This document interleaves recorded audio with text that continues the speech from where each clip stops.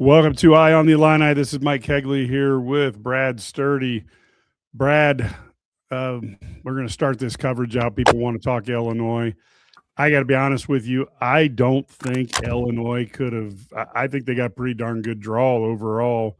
Opportunity to play Fran, and then the opportunity to go up against North Carolina. I don't like the location a lot, but North Carolina has their best player injured. There are worse draws Illinois could have gotten. Yeah, I think from a team standpoint, Illinois got a pretty good draw of the sixes because North Carolina, a lot of their wins that they got the 6 seed with were with, one of the best freshmen in the country, and Caleb Wilson. It'd be like Illinois not having Keaton Wagler and going into a game, right? I mean, so I'm pretty. I like the matchups. I don't like the location playing because that's it's 3.5 hours from Chapel Hill, so they're going to have a very pro UNC crowd. Now, the one thing I will say, VCU has won 16 of 17, and that's who North Carolina has playing that first round. So that would not be an easy game. North Carolina, though, I mean, to be honest, they're kind of soft.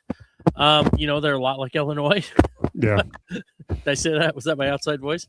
They're a little soft, but yeah, I mean, I think Illinois ended up 10th overall, which is pretty good.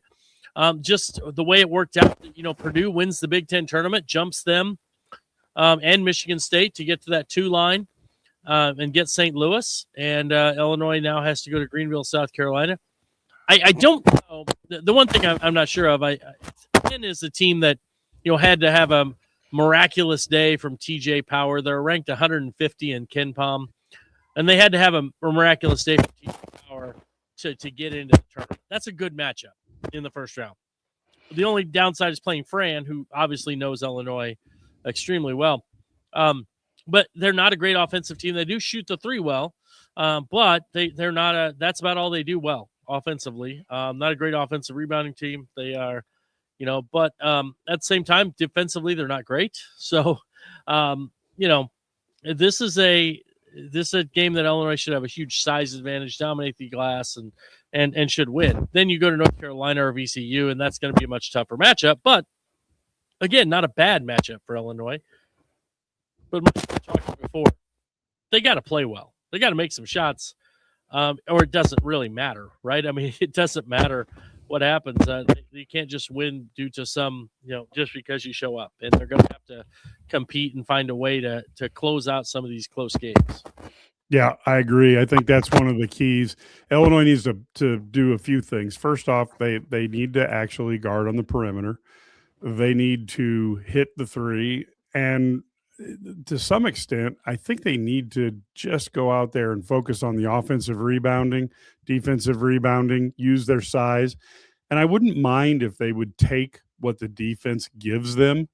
And what I mean by that is let's take a look at Luke Altmaier, on the football field. He was a guy who didn't turn over the ball very much because he tried for the high percentage play. And so if Illinois has a 7'1" center who's guarded by a 6'4" guy, let's just get him the ball in the paint and see what happens. I don't feel like that's a hard thing. And I think Illinois is now 1 time zone closer to the Balkans' natural time. So maybe this gives Illinois that advantage that we think about in terms of that. So I would look at that, as something that Illinois has an opportunity with, Brad. They are the lowest free throw rate, right? Besides Illinois and Duke. It was Illinois, Duke, and then North Carolina. Although it didn't hold true against Wisconsin, obviously, but I think North Carolina is the only thing that scares me about North Carolina is we've talked about this a lot. They shoot the ball. They shoot the ball well from 3 at times. They have lots of guys who can space the floor, and we know that that's been a kind of a kryptonite for Illinois. So that would be my scary thing there. Seth Trimble kind of going nuts, although he's not maybe a huge scorer, but again, play well. I mean, if Illinois makes shots, they're going to score a lot, and they just got to find a way to do that. But again, you got to get by Fran, and I think they're in good shape there. But yeah, just you got to get it done. Find a way. Yeah, exactly. Looking at this team, Trimble scares me a little bit because he reminds me of Fears a little, that he's a physical guy. He can play physical if he wants to. Certainly doesn't do it day in and day out the way Jeremy does, but he's got the skill set and the body that he could be problematic. I just don't know that you can't just draw that up one day and start playing, consistently better than you have in the past. Well, yeah. The one thing is, like, I always look at this, like, you have to look at this from perspective. Illinois finished 10th, and they're not playing well right now. I don't think anybody's going to deny Illinois didn't finish strong. A week ago, Purdue was dead. They were 3 seed. Now Purdue beats Michigan, and they're the 2 seed, and they get St. Louis. And now the one thing about Illinois, I'd much rather be in Houston for the second round than San Jose if they get there. You know what I mean? Location wise. Now Houston's a tough matchup, but you're playing a 2 seed. What isn't a tough matchup? Is UConn a tough matchup? Is Iowa State? Whatever. I mean, you're going to play a tough team, right? I mean, you get to the Sweet 16, you expect to play a good team, and you just got to find a way to compete. The one thing I wonder, Mike, and we haven't seen this, the Purdue team has shown some grittiness in the past, maybe in years before. I don't think this Illinois team has shown enough grit outside of the game at Purdue and the game in Nebraska. They really just kind of have leads and kind of get soft. And so they got to show some toughness. Got to turn it up a notch if they want to make a run. What does this team need to do? And Kat, if you're ready to go, does Illinois, when they get up by 10 points, does Underwood have to call timeout and start screaming at him? Well, he mentioned last time they need to really, really understand what it's like to get, just to be tougher. I mean, it's true. I mean, Mike, you said it earlier. They're 1 or 2 rebounds away from being very, very successful. They just are. And, you go back, the most recent one was the Blackwell game, the rebound. He didn't grab the rebound, and there was 2 big guys there. This, Brad's right. I mean, they're not coming in hot right now, but they have to figure out how to be tougher. I mean, a lot of people are blaming the coaches. At the end of the day, it all ends on the coach. But there are plays and situations where they could have just out-tough teams. And, I was doing it too, complaining about the tired legs. But you know what? Wisconsin didn't show that on 3 days, playing, and they almost had a chance to be Michigan. So we can complain all we want. They just have to get tougher. Nothing's going to change. They may throw some wrinkles in defensively.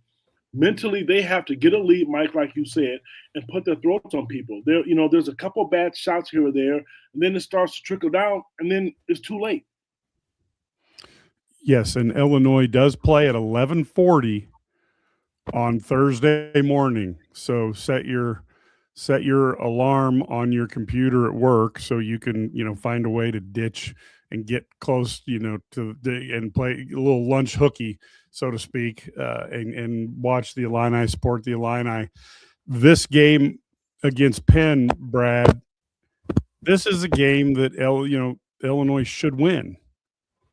But we've seen these things before. But this Illinois team, as much as people want to complain, is one or two plays away from actually being a 2 seed, and they have not lost a game to one of those games that's unexplainable. How did they lose to this team? If they lose to Penn, that would be the first one this year, correct? Yeah, the worst loss they have is at UCLA. When you look at the teams, I mean, and it turned, UCLA's not bad. I mean, they're obviously a team that they had a good win on Friday. Bilodeau gets hurt, and then they obviously aren't competitive on Saturday. They competed, but maybe didn't have a chance on Saturday. But I would say that this is a team that has done that. They haven't really, other than Maryland, they've handled the lower level teams pretty handily, right? I mean, and they've gotten it done. So I expect them to win against Penn, and but at the same time, that doesn't, the Saturday game, whether it's UNC or VCU, is going to be a tough game, and they're going to have to probably win a close game, I would guess. And can they do that? I don't know. I mean, it's hard to say, and it stinks. You know what? I mean, I can't I don't know how you guys feel. I'm not mad at the seed because I think they deserved it. Mike, I don't know. We talked about it a little bit before we got on air. You win a couple more games. You don't drop the UCLA game. Maybe you win the Michigan State game. You avoid that. I don't care how you look at it. North Carolina is going to be a tough matchup. They just are. I mean, you don't put yourself in a situation to where you have to play the second round game. You want to advance to the Sweet 16. And I know fans right now are going to be upset, clearly going to be upset if they don't get to the second round. And North Carolina is not going to be easy. If you remember, Duke's an overall number 1 seed. Granted, it was at home, and they beat Duke. Illinois is not playing well right now. So for me personally, there are some reasons to be concerned. Yeah, we've got our a prediction here that the Fatigators brought up that UNC is going to lose against VCU. So there's one that you could put money on and feel comfortable with. I'll tell you, when I look at this overall bracket, to me, the game that is going to be the coolest is that potential Vanderbilt-Nebraska game. Could be a fantastically entertaining game because you want to see, Vanderbilt's looked really good, kind of closed out, fairly well this year. And Nebraska finished, started 20-0 and finished 6-6 in their last 12 games. But they're still a good team. And like Illinois, I think Nebraska will play better outside of the Big Ten, especially if they get a whistle that maybe allows for, a little less grabbing and holding on the Nebraska offensive players. I don't know how you feel about that, Brad. Yeah, I would say that's fair. The other thing is, Ken mentioned them beating Duke. That was with Caleb Wilson. So obviously that's, Caleb Wilson played 40 minutes and scored 23 points against Duke. And obviously losing your best player is tough. And since that time, we kind of break it down. They got beat by what? They got beat by 20 plus by NC State. So that's, and then they've also, they lost their first game in the NCAA tournament to Clemson. They got beat by 15 by Duke. So yeah, I mean, they haven't been the same team, I don't think. But much like Illinois, they're not playing great down the stretch. They have a more valid reason for not playing great because they lost their best player, who's it'd be like Lucien Wagler. But yeah. So I think North Carolina would be interesting. The one you mentioned that game. Can Nebraska? If Nebraska shoots the ball well, they can compete with anybody. They're going to have a good game plan. Fred's going to have them doing some nice things, setting up defense. Vanderbilt is I think Vanderbilt's underseeded. I'm surprised they were a 5. I was surprised St. John's was a 5 as well in the other bracket. But that's a tough draw for Nebraska. I really think so. In their first time, but they've never won an NCAA tournament. So just win that first game, man. And it's like a golden era of Nebraska basketball to win an NCAA tournament game. So they could catch Northwestern in winning NCAA tournament games. So it's pretty. I think that's pretty cool. But yeah, I don't know. I look at these brackets. I think the South region and the East region are both really, really good. Let's look at the East here, Brad. I just put the East up for people. The number 1 seed there is Duke. Number 2 is UConn. Number 3 is Michigan State. Number 4 is, who is that there? Is that St. John's? No, Kansas. And then and I think St. John's is better than Kansas.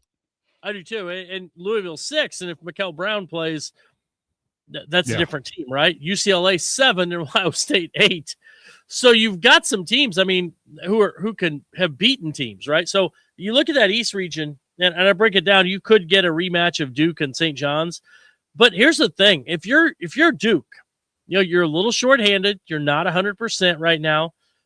Ohio State took Michigan to the wire just a couple days ago. Bruce Thornton can lead a team. That could be your second-round matchup. Or, you look on the other side, you get Kansas or St. John's in the round of 16. I mean, St. John's just pounded UConn.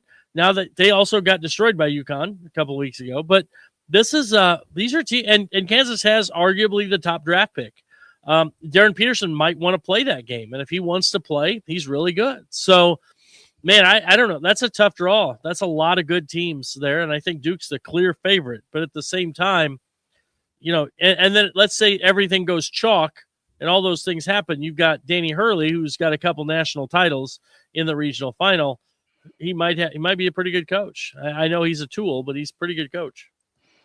Yeah, I thought St. Dominic's is back, so obviously it's Underwood's fault even before anything happens. So we're good there. The world is well, and I thought Binkley family 21-7. Illinois is fine. He likes the matchup with Houston, and worse than usual defensively, I would put in there for Houston. Yes, it's all relative, right? It's relative here because but he's right. They they aren't one of those defensive teams that you just feel like you don't have a chance. Right. They smother you. Exactly. They're freshman, which is defensive. Fifth in the country defensively. Yeah, and people wonder what's going on, So I do think this one is a good one. Kat, I don't know if you had any thoughts on this region here. Mike, I'm going to have to pull mine up on my screen here because it's tough for me to see. That's the Duke region. Correct. Of course. Yeah, I thought Michigan State as a 3. I would not want to be looking. If I were Illinois, I would not want to be looking at Louisville in the second round. Yeah, especially Brown plays. Yes. Brown plays, yes. Yes. So to me now Brown doesn't play. Yeah, you're in a whole different world there. But I would not want to look at that. Yeah. So can I have to ask these guys who are saying they think Penn's going to upset. So Penn had to have a miracle 3 with 1 second to go to beat Yale. And they are a team ranked 150th in KenPom. Illinois hasn't lost to a team that's less than a 7 seed the entire season. They're one of the few teams that doesn't have any kind of losses like that. I don't know why you would expect them to get upset. I mean, I'm not saying that. I mean, you look at their losses. That's why they were the 10th overall seed, is because their losses are close and they are to really good teams. So, yeah, and I like I like as I'm looking at this one. Just so you guys know, Marcus is out on the interstate trying to drive through. Apparently the problem's not that the wind is 80 miles an hour. It's that there's Honda pilots flying around in it. But basically you've got this, I think to me stuck out as the toughest region in this year's tournament. And I thought it was a region on steroids because UCLA, if you think when they're playing really well, which they have the capability of doing, to see them as a 7 seed's got to be pretty scary. The other part is, of course, Mick Cronin. Has he started crying yet about? Do you think they made him play in Philadelphia just to make Mick mad? Because they could have put him somewhere out west, and they chose not to. Yeah, no question. I agree. What do you, Mike? I got a question for you. Can I ask you a question? Yes. If you look at this bracket, who's coming out of this bracket? Who is the regional final? For me, the regional final, this is going to hurt because I think it's either Duke or St. John's is going to come out of the top part of this bracket, and I think I don't even want to say this, but I think Michigan State or UConn, and I think now you're talking 4 teams, all that are formidable in their own way. If I had to put money on it, you can't really go against Duke. They spend more money. They got that cabal of people putting the dollars into the program. Yeah, they're shorthanded, but the shorthanded Duke bench, pretty much any basketball coach would give his right leg for that roster. So Duke's the odds-on favorite, but you got UConn, like you said. Hurley's an amazing coach. Michigan State, Izzo figures out a way to get the defense in, and St. John's, I think, Pitino, it would be acknowledged as maybe the GOAT had he stayed at Kentucky and not taken the path he did. I like St. John's and UConn guys. I'm sorry. I think St. John's playing good basketball. I like UConn. There's going to be some upsets. I mean, look at what we just saw on TV. I think I tweeted with Vanderbilt in Florida and then Purdue. Nobody saw Purdue, doing what they were going to do. So I'm not sold on Michigan State. It's an easy and it's a very attractive pick.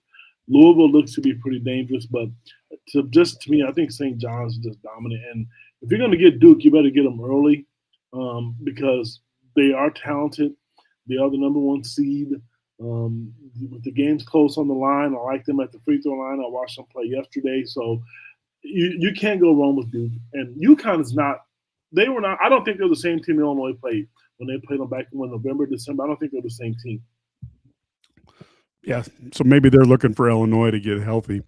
I did think the comment that Fran is a good coach that knows how to beat Brad. He does when he has Luka Garza. I'm not certain that he can consistently do that, but I do like Fran as a coach, and my dream would have been for Underwood to make Fran his offensive coordinator and make Bruce Weber his defensive coordinator, and then raise as much money to get as much talent into Illinois as possible with those guys running that part of the show. But that's just me. Let's go on and take a look, if we move next here out to the West, where we have Arizona. I noticed that Clark already said Wisconsin was going to lose to High Point. I thought that was interesting. Arkansas is the 4 seed. You've got Purdue as the 2 seed. Gonzaga's the 3 seed.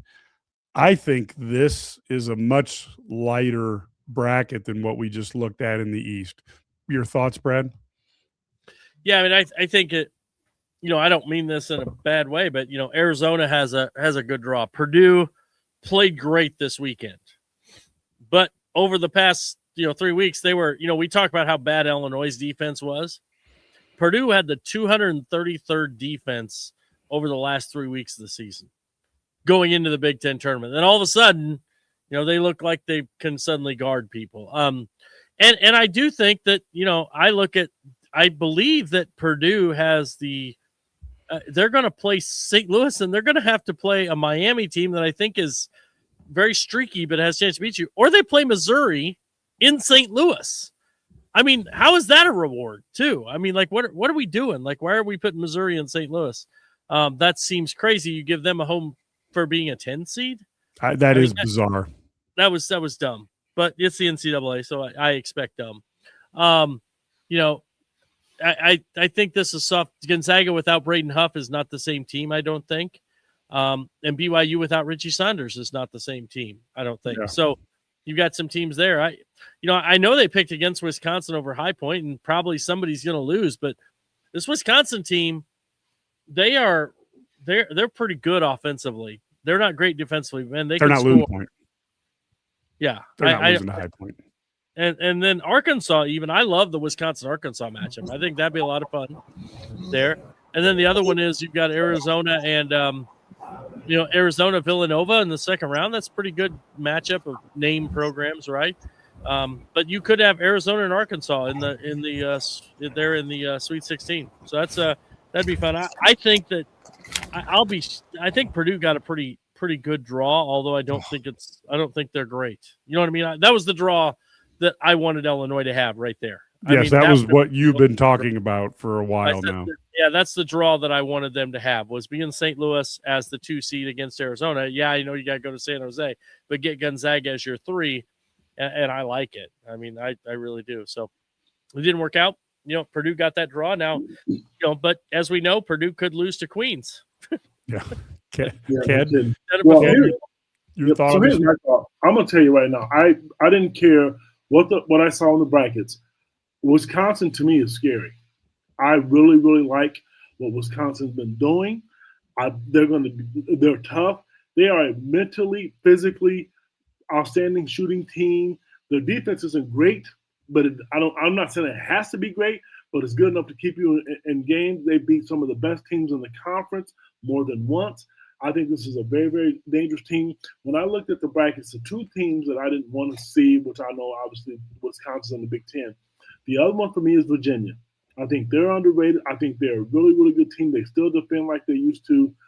You're right, Brad. Purdue, I think, took Illinois seed. And here's what I'm surprised about.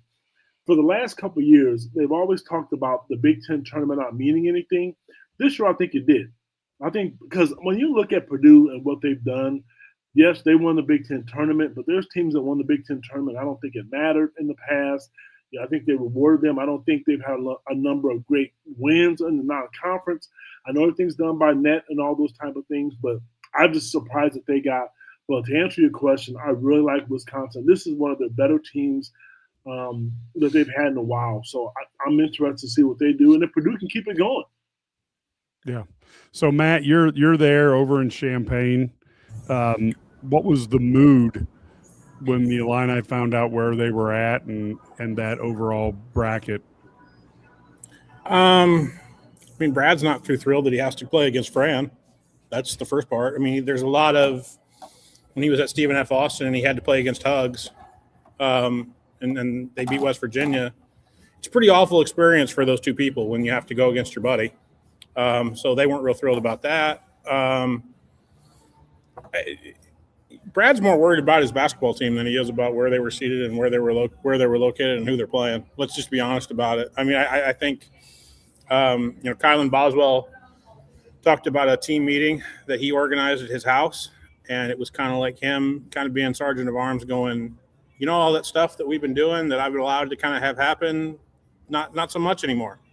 Like, or you're going to have to put your hands up on me. Like, enough of this, relaxed crap. Like, we need to actually act like we give a damn. And so I think there's a lot of vibes that if Illinois gives a damn, they can go really far. If they don't give a damn, they can lose to Penn. And that's the truth of it. Yeah, that's a scary thought. And then having to play North Carolina 2.5 hours from campus, even though they are short Caleb Wilson, probably is something that they're not overly enthused about. But I guess, with VCU there, you can't take that for granted. Yeah, I mean, they could also play. I mean, who's the 11? Like VCU, yeah. That'd be VCU. Who's won 16 of 17?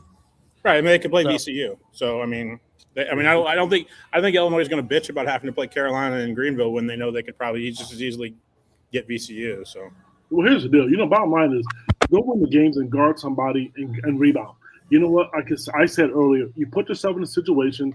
We talked about, or we've heard all year long, that the tallest team in the country, the number one offensive efficiency team in the country, all that stuff can throw out the window. They need a gut check. I'm glad to hear you say they talked about kind of having a meeting. I think all that stuff is great, but I'm at this point right now. I can't speak for the three of you. I want to see it. I am tired of hearing lip service. Get your asses out there, block somebody out, go rebound, and be tough. This is a good enough team where they could win games. They could advance out of the Sweet 16, but it's not going to be easy. And you're right, and nobody's going to roll over to them either. So this whole, nice guys and, talking about, well, yeah, we didn't do this, we didn't do that, and this is on me. It's time to man up. It really is. So if they have that meeting, I like it. I want to see it happen. I want to see people being called out for bad shots. They've had leads, and then one or two guys shoot a bad shot, and nobody says anything. Now it's time to man up, because now you lose, you go home. Yeah, it was interesting because Kylan kind of said that Mirkovich was the one that told him, "Hey, you think we ought to have a meeting?"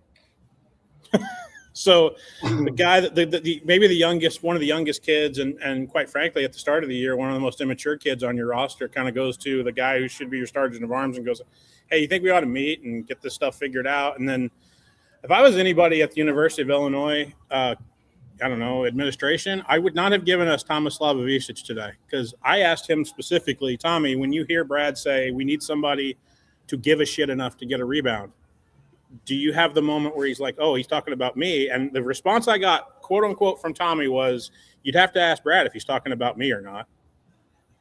So, okay. Whatever.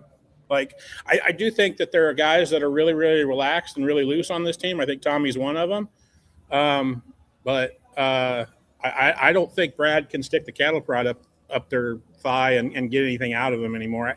He seemed to think that this has got to be player driven, and if it's not player driven, again, they could go out to Penn on Thursday. So. Well, and Boswell's got to be smart too, because I thought that technical at the very beginning of the game, that turned out to be a big technical. I mean, that was And it was a really good defensive play that you just had there was no reason to have that happen. You know, I don't know how you've coached for years. I don't know how you felt about that technical foul. I'll let you go, but the head basketball coach at the University of Illinois at Urbana-Champaign said he loved it. I did too. He loved everything. He loved everything about it. I did too. So I mean, he did not care if he got the technical and loved everything about it. So, yeah, I didn't mind it, but he didn't stop. So what happens is you get a technical. Now, here's my thought. If you're officiating, this is where I'm going to go back on the officials. If you're officiating that game, giving both those guys technicals to start the game is stupid. Just go hey, we're done. We're not doing that here. And then if they don't stop, you give them a technical, but you give them a nice warning, and you don't do that, because then it puts them in a bind. Boswell gets a second foul within, less than a minute into the game on a fluke little rebound play. So that's where it's bad, But yeah, I like that they showed a little passion when they did that. I don't disagree with that, because they need that. That's one thing they lack, is especially when things aren't going great. They are fantastic front runners. Like when they're ahead, they front run and they are fired up, they're energetic and so forth. Till they shoot themselves out of it. Yeah, and when they're making shots, they are, and then they shoot and don't defend themselves out of it. So yeah, I agree, and there's good and bad to all that stuff. I mean, how much emotion do you want to show? How do you show it intelligently? I don't know. Well, but those team needed an edge, and Kylan tried to provide it. So here's the deal with me. I thought it was good. I did, but like you said, Brad, he picked up another foul. He didn't let it go. I thought that was crazy. There's a lot of comments about Merkovic, and I'm going to tell you, I listen to podcasts all the time, and what Matt said, I'm not surprised by. A lot of people, people are entitled to their opinions. They really want to see Merk be a leader, because he can be. If you think about it, he has been one of our best players, one of the best players on the team. He rebounds. You go back to the Michigan game, he had a double-double. I mean, he wasn't great, but then to hear what Tommy had to say, it's frustrating. And it's frustrating, and I'm going to tell you, he's had a very, very disappointing season. I mean, he's had enough games now to where it matters. If what's tough for me, and I'm just going to say it, I want to see his brother, Zonomer, play more, because at least he is going to challenge shots. He will at least try to go get a rebound. If Tommy's not going to do the pick and pop and be effective, and if he's not going to rebound, I'm just asking for a friend. What is the point? Because he has to give you something. Everybody else on that team, when they get on the floor, Z is going to potentially give you block shots. He's going to rebound. Neither one of those guys are shooting the ball well. You know what you're going to get from Jake Davis. You're going to get defense from Benjamin Rickhouse. They are not going to go far unless Tommy is the Tommy that you saw last year. And I don't know if that's going to happen, because the season is 90% over now, because you lose, you go home.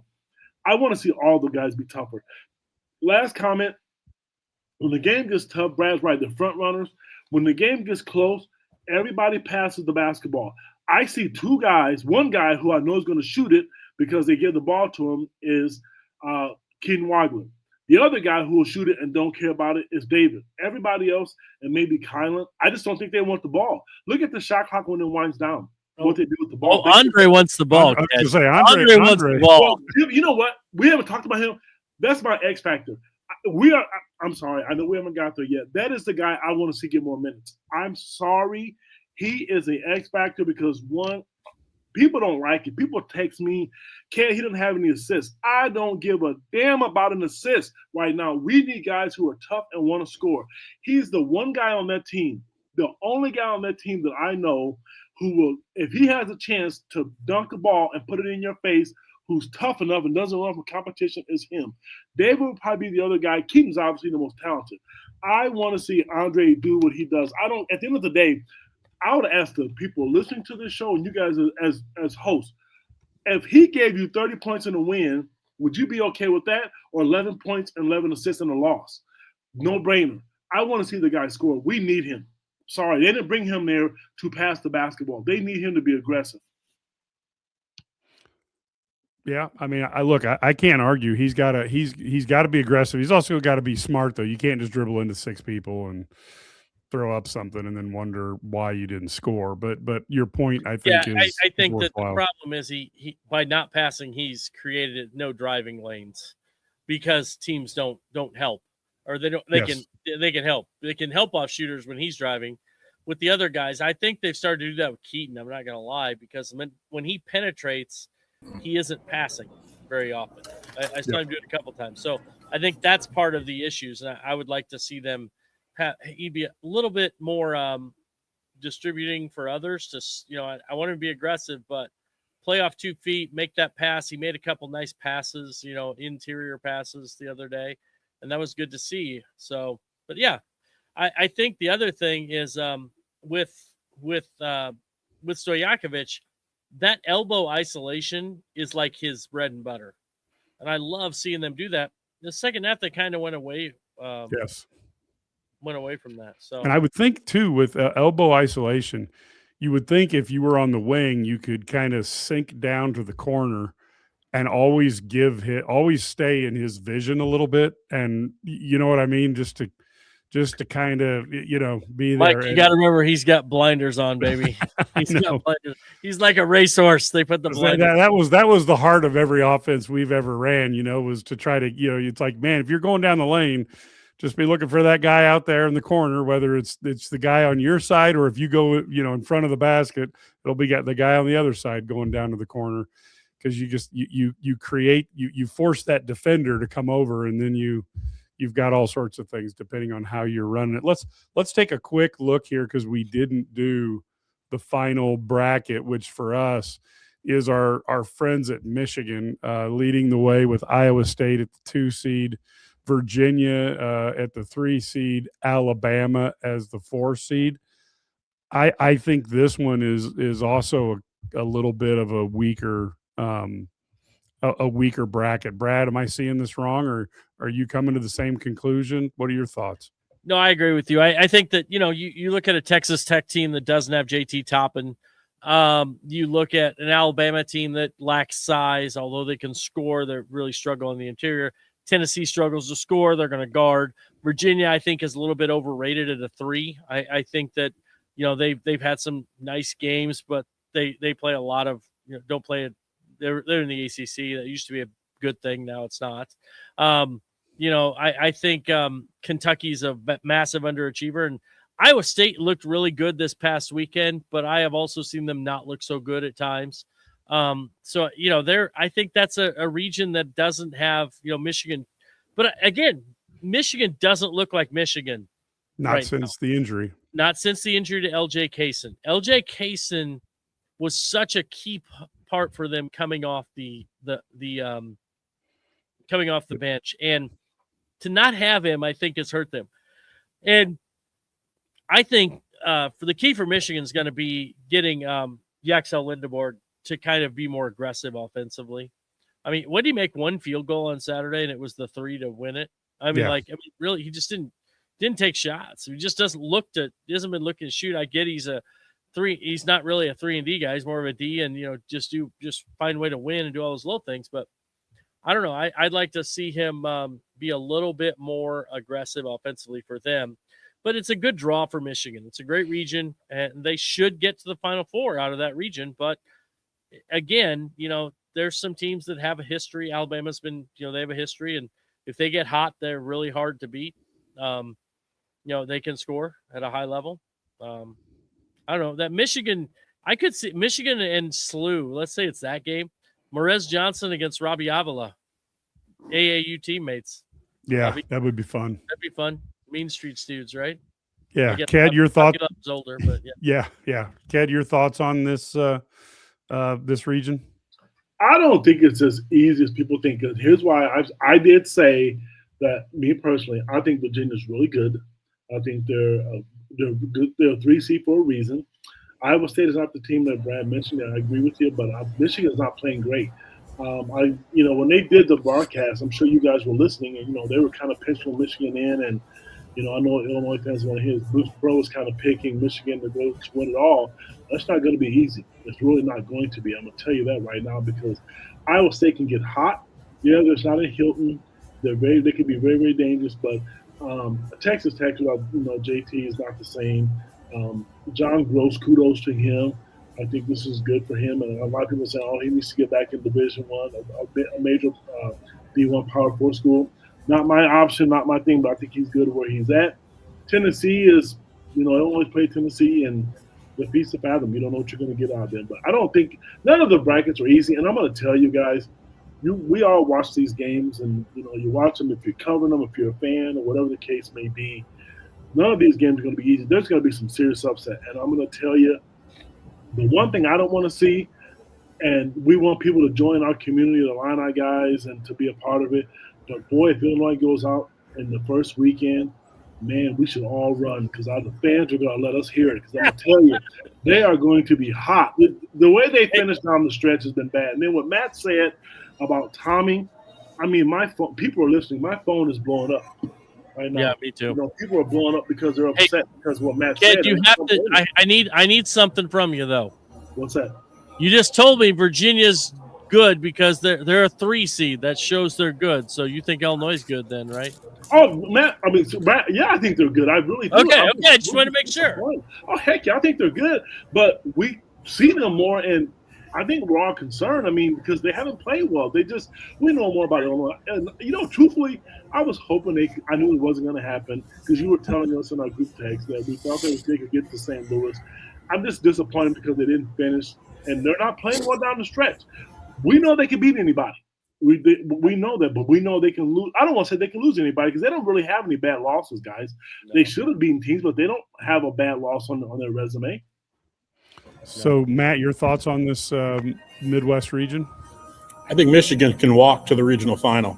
And the reason I say that is because their best player has enough self-awareness to tell Tracy Wilson during the semis, I'm not playing very well right now, and I got to figure it out. And I think, if Yaxel figures it out and plays like the Big Ten Player of the Year, Michigan's still really, really hard to deal with, and they're probably better than everybody they're going to see until the regional final. So they're just a really, really tough draw for everybody because they can pretty much do everything, and they have a guy who's a 6'9" Swiss Army knife in Yaxel Luxembourg. So I suspect that unless something drastically goes wrong, that they can walk to the regional final. Now, are they going to get an Iowa State team? TJ is going to make you guard him. That's been the mantra since he's gotten to Ames, and he's one tough what. And I'm not betting against Michigan if Yaxel plays well, because again today I don't think he played very well, and I think Purdue's 4 guys played really, really well, and they bull rushed them. So it's hard. It's not going to be easy, but I don't think that Michigan's draw. I think I probably would have said the same thing, no matter what Michigan's draw, because they're just so talented, and their best player is a 6'9" Swiss Army knife that I think is a really tough matchup for anybody. I don't like them going up against St. Louis just because I don't think SLU has enough dudes. And then what you guys said about Toppin, I don't think Texas Tech has enough dudes. I don't think Mark has enough dudes without Toppin, and I don't think Alabama guards you well enough to handle Michigan. So if Alabama hits 23s every 4 straight times, they're going to be able to, or 4 straight times, they're going to be able to get out of this region. Like that's kind of the way that Nate kind of plays it.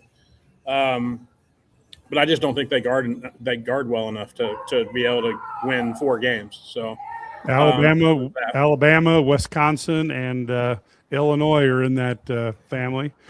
It looks like we've got another joinee. We got Marcus Griffin. I did promise that we'd have the Illini legend.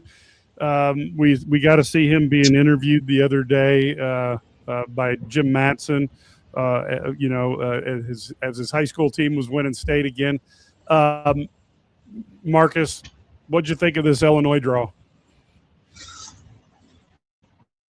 To be honest, I'm sorry, guys. I literally made a stupid decision last night and decided to drive up north this morning, and I did not notice it was going to be this bad. So it's been rough getting home, but I saw a little bit of it. They're going to have to play some good basketball. I think they're capable of still getting to a Final Four Like, the first part of the season is over. This is a new start to something better, bigger and better. They just going to have to lock in.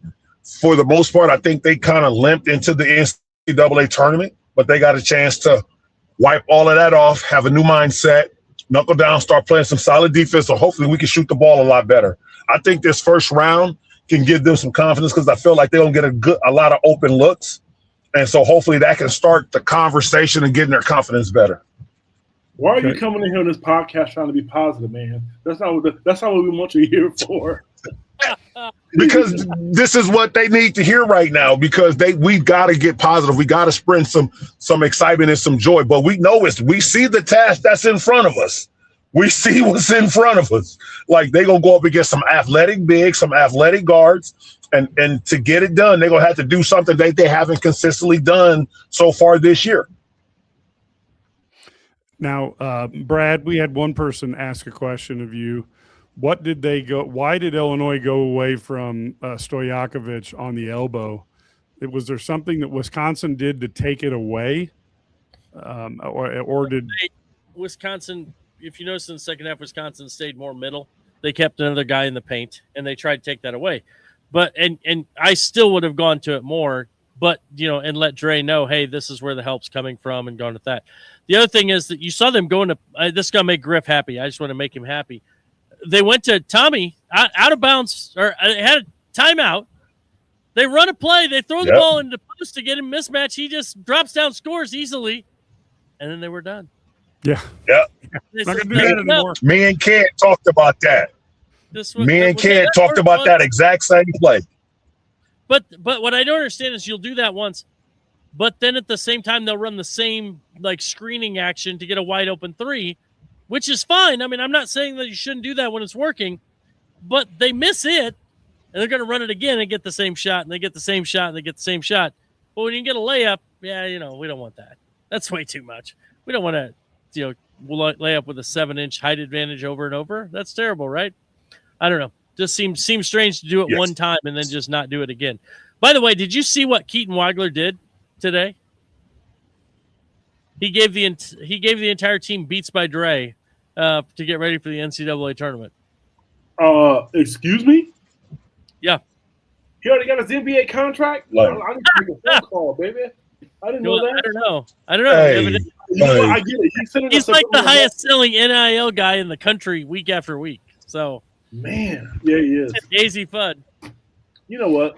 That's awesome. He's a good kid, man. I mean, he really and truly is. And I tell you what stinks, and I'm not going to go into that because Mike hasn't brought it. I'm not going to ruin this podcast. But what's sad to me is seeing how frustrated he's been the last few games. The one thing everybody talked about with him was the fact that he didn't show any emotion. He wants to win. He really does. And if you guys saw the video when they lost to Wisconsin, he wasn't crying, but he was really, really upset. It matters to these kids. As fans, you like it, you love it, you get frustrated with them. I just sat here and I was not the most positive with Tommy. That's wrong to do. I understand. I guess you just want more because you see it and you know it's there. Yeah, I think that's I can really. Oh, go ahead. I'm sorry. Go ahead. Go ahead, Marcus. Go ahead. No, I agree. That's like I was trying to come on the podcast to be positive. You know what I've been saying all year long, about how I think that they should bring something different to the offense. And I just didn't want to say that again. We talked about that possession at the last game when they hit the drop step over the big guy when it was a 12-inch height advantage. But he has the potential to be so dominant on the low block. He could be a two-way scorer for them on a consistent level. Same as David. But for whatever reason, they do it 2 or 3 times. They will go 70%, not missing a shot in the paint, and then they will just go away from it. And I just don't understand. Yeah. Was there anything that upset you about watching the program? Were there any teams you thought got screwed over, Brad? Was there any, geez, what are they doing type of situation? I thought St. John's got a tough draw, not only being a 5 seed, but they get Kansas in the second round, and then they also are in the same region as UConn and Duke. I know they're on the other side, but it just seems weird that I guess you're leaving them in the East, I guess, is what you're saying. That's your advantage. But yeah, I thought that was odd. I don't know. That's just me. Maybe I didn't. Again, I just thought that was a weird seeding after their win over UConn. Then the other team, I thought Vanderbilt got a tough draw. So yeah, those are teams maybe got rough seedings. The only thing I didn't like Illinois'. I didn't like Illinois' location, but I do like the draw, the teams they play. I'd rather play them here. So yeah, somebody asked about the baseball game tonight. Go USA, baby. Paul Skeens. Let's see him on fire. That'd be fun. I think that's a really great matchup with the Dominican Republic. But I think Skeens can throw. I think they're going to allow him to throw like 80 pitches tonight, so that'll be different.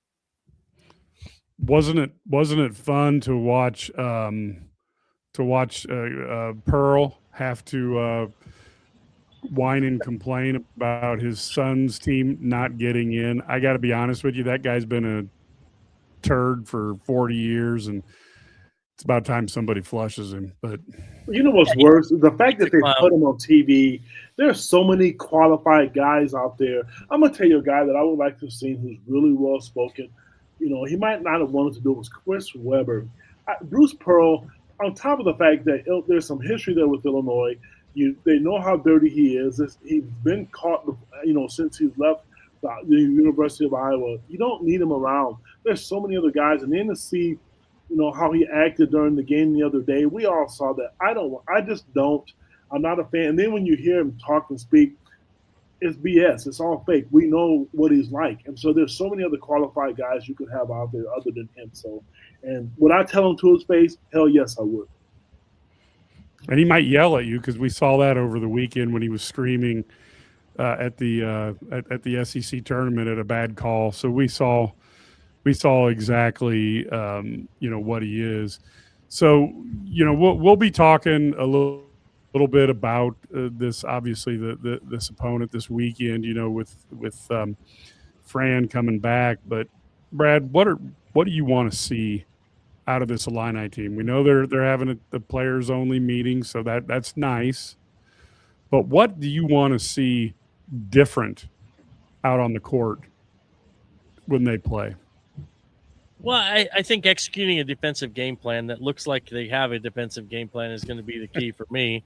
And then the second thing is to be diverse. I mean, I think they have to get – and I know Z's not a good post-up player, but Tommy's a pretty good post-up player. He can score in the post if you get in the ball. And I think so many times, like it's especially against the matchup you're going to have against Penn. I mean, he should be able to score inside. Let's get him the ball. Let's get David the ball. Let them post up against these guys where they have a mismatch. All you have to do to beat Penn is run them off the line. You force them into shooting twos, and you're going to beat them handily. It's just because they're going to score against their defense. You're going to outsize them. But you've got to run them off the line. So I just want to see them execute the defensive game plan that does that. Not that I'm happy, because I think they'll win handily if they do that.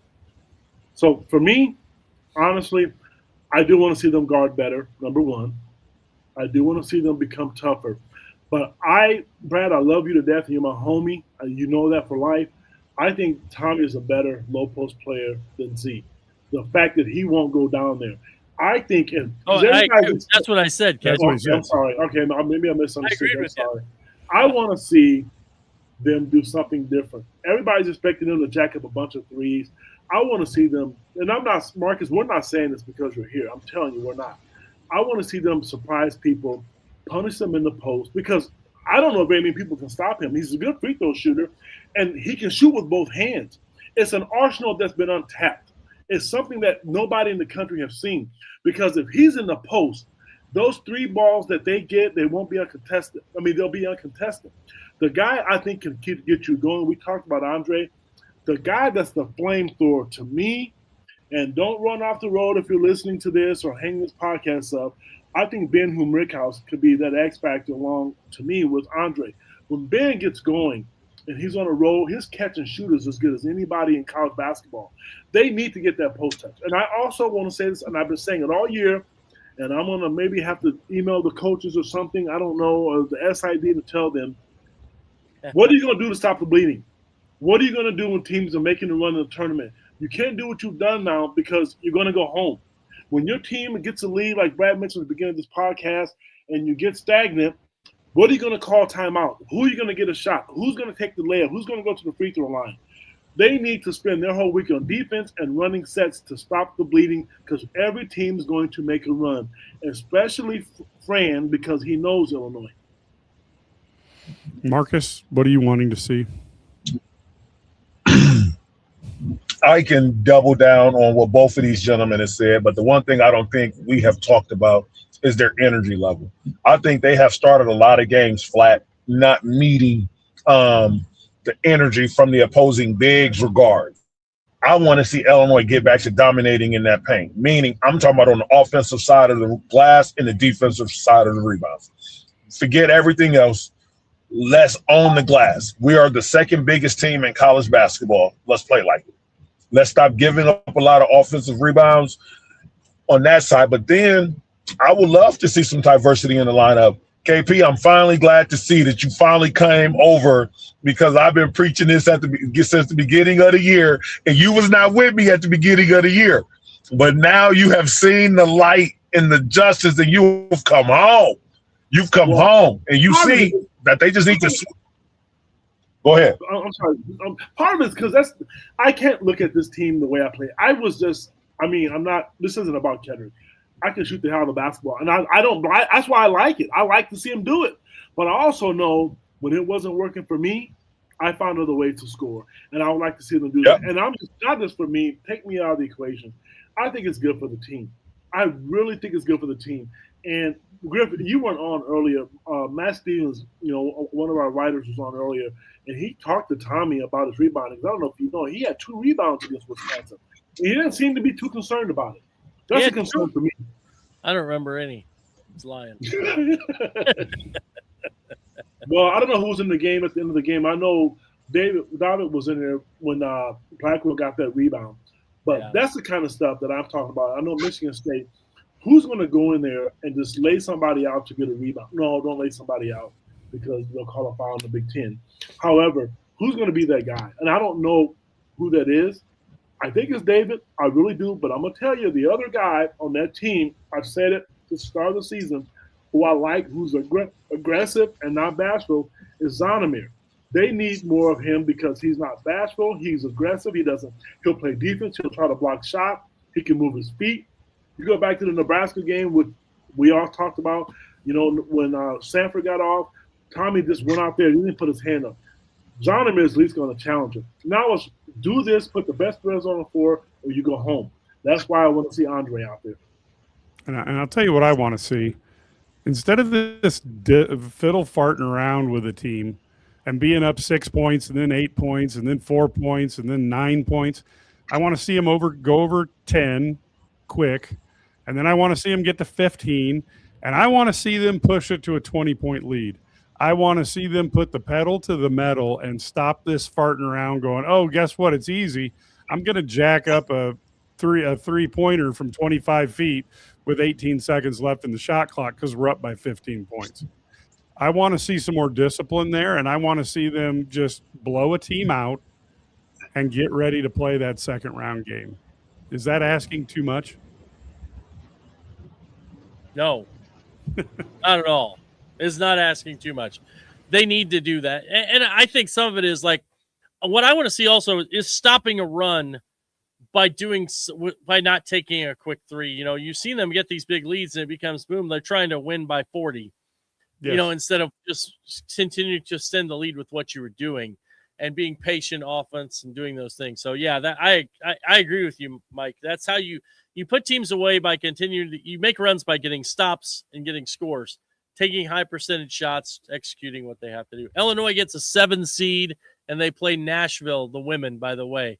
They are the 7 seed in Nashville, and that is the one team, I know Ked disagrees, but that's the one team out of the top 8 that I thought they actually have a chance to compete with. Now, they do have to beat Colorado. That won't be an easy first-round game, but then they would get Colorado in Nashville and then Vanderbilt. So that's probably the best draw they could hope for, was to be a 7 seed there. Well, I like the 7 seed, but damn, I did not want to play. I'm gonna tell you, hey, you know what? I think we made a bet. We did. Me and you and was it me and you and Mike? No, there was something else. I'm sorry. It was just something else different. We always got something going on. They got it. Yeah, we always get something. But here's the thing. I look at the 1s and 2s. Obviously, you didn't want to go to Stores and be an 8 seed and play UConn, and you didn't want to play Texas, and you didn't want to play South Carolina. So, I mean, you start looking at there are limited options. Obviously, you couldn't play UCLA, who's going to be a 1. But, yeah, so I think, yeah, it's pretty cool. I mean, at least you feel like you got a fighting chance, maybe. We'll see. And I don't like that gym. I think the gym is ugly. Oh. Do you like it, don't you? Do you like it? No. I don't like that either. I love I like Bridgestone, where Illinois played against Tennessee. So that's nice. Okay. So let's go around. Let's do final wrap up here for this. Marcus, any final thoughts? We do appreciate you driving in the middle of that horrible storm, but give us any final thoughts here before we wrap. Right now, I just say whatever happened in the first part of the season, that is over. You have new life now, new energy. Bring it. Every day, bring it. You got quite a few days to practice. You got quite a few days to hone in something to get some dog, like that dog, because now it's win or go home. Like, you don't have an opportunity to have a poor defensive outing. Like, you got to bring it every day. Hard hat on head. Let's go. But other than that, man, let's continue to just to rebound the ball and play good team, solid offense, and then play good team, solid defense, and that'll get us done. Yeah, and I do think, look, Purdue was what they had lost like 4 or 6 going into the Big Ten tournament, and then go through and win it. So you can get hot, and you can do things that you were doing all year earlier and play much better. So let's hope Illinois can get their house in order. Ted, your thoughts? Just live up to the hype, fellas. I mean, everybody's going to – Marcus is right. It's a new tournament. My philosophy, and I'm never going to change it, you only have to be good for one day. I don't care if you're playing Duke or UConn or St. John's. Just be good for that one day. You don't want to leave the floor thinking, well, if I would have done this, I should have done this. You got to play tough. You have to be tougher. It's a mental game right now for everybody. I saw that too, Mike. You do want to advance. Are they good enough? Yes. But all the clippings and all the things that we say, Kedrick, about how good you are, how good you're supposed to be, it doesn't matter. Throw all that out the window. The social media stuff, this is one time I would say stay off of it. Go compete, because you have one of the best fan bases in the country. They will follow you to Hong Kong or Egypt if you perform well. Just go do what you're supposed to do, and we know how good they are. Don't roll over. Don't play dead. Be tougher. All righty. That's good. No, I totally agree with that. We got St. Dominic's Rosary, who is now on the does Brad's seat get warm if they don't make the second weekend this year. I would say that fans will be a little frosty, but you have to be in the tournament year in and year out to make a run. And he is getting people, he's getting the team into the tournament every year. So you would think one of these years you're going to get the run. And obviously the sooner that happens, the better it is for Illinois fans and Illinois' coaching staff. Sturdy? Yeah, I know he doesn't. His seat's not warm. You have the most wins in the Big Ten. You're one of what, 3 or 4 programs that have 27 consecutive 20-win seasons. I mean, this is, it's kind of crazy talk that we're even thinking about that as the 10th overall seed. That means you're a top 10 team right now in college basketball, and you've been that way in 3 of the last 6 years. So, man, I don't know. It's they need to make the second weekend, though, I think, to quiet a lot of doubters. Get to the second weekend, and I think everybody's kind of probably going to feel good about that, and then take a chance and play Houston and see what happens there. Maybe it's not Houston. Who knows? We've seen upsets before. Maybe they get upset. So who knows? But yeah, I think that's the key, is getting out of this first weekend and then kind of seeing what happens and making this week. We saw them beat an Iowa State team that was seated ahead of them a couple years ago.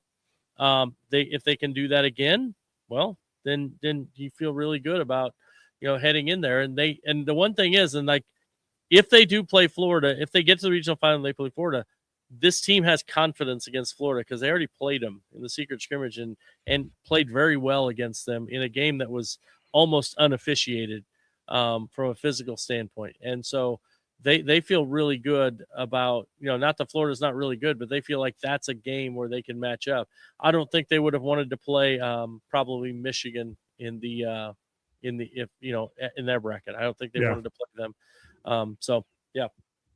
Yeah, and I'll answer one other question. The Big 12 floor, that may not have worked this time, but that is the future of basketball at the highest levels. It is. So, yep, you're gonna see technological advances. I mean, right now, I can only imagine with that glass how the issues you would have with condensation and temperature if it was on top of a hockey surface. But I do think that will be the wave of the future. Maybe not in high schools, but when you get to the major conferences and the NBA, when you can put ads on the court that people can't turn off as they're watching the game, it's going to be something that you will see because folks will pay for that because there's so many ways to evade advertising if it's not on there as part of the program. That's why long ago soccer went to the jerseys that have the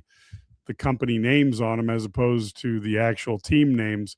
And you're going to see, I believe, the NCAA, aren't they going to have 1 or 2 patches next year, Brad, for football and I think basketball? Yep. So they're going to have the advertisements. Yes. So I think if they can get the court to be a continuous ad, whether it's American Airlines or Illini guys or you name the company, Chico's bail bonds. Yeah, that's the revenue stream that they're going to need. And until they figure out how to balance this NIL situation, they're going to need dollars every year because there's always going to be that one team who will pay for the player that you want on your team. So you're going to need the cash flow. And if you can get those courts in there and that generates a lot of revenue, good for you. So folks, we will be back later this week. We'll try to preview this game. We will certainly be on doing a post-game show on Thursday. It's going to be an interesting game. Illinois is going to be out there. Get your FranCon meters all ready to go. We haven't had a chance to use those this year, and look what happened. If you hold on long enough, you get lucky enough to see this happen. So until next time, folks, go Illini.